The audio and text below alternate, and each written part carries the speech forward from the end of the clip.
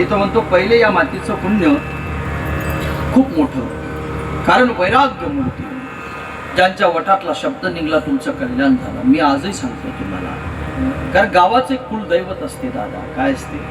आणि कार्याला सुरुवात करा, तुमचं कार्य सफल झाल्याशिवाय राहणार. कारण खोटेश्वर बाबा, नागेश्वर बाबा, शंकरगिरी बाबा हे 3 महात्मे या ठिकाणी आहेत. त्यातल्या त्यात श्री संत रूपलाल महाराजांचं बी मंदिर या ठिकाणी झालं.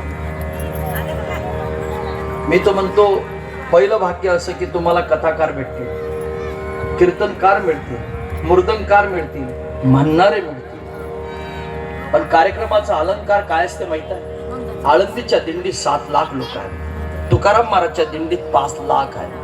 पण महाराष्ट्रात तुम्ही मोबाईलवर चालू द्या, टीव्हीवर चालू द्या, दिंडीचं एकाच नाव निघते या महाराष्ट्राच्या मातीत, फक्त शेगावच्या. पण ज्या दिवशी एखादा धोत्रावाला माणूस त्याला दिसेल ना, तो तिथं 7 डोकं टेकवल्याशिवाय, म्हणजे मला असं वाटते महाराष्ट्राची, देशाची संस्कृती तो दाखवल्याशिवाय राहणार नाही. Lives of great men all remain as we can make our sublime, departing behind us footprints on the sands of time. Vivekananda एक संत असे झाले आपल्या मातीमध्ये की ज्यांनी आपल्या देशाची संस्कृती विदेशात पोहोचवली.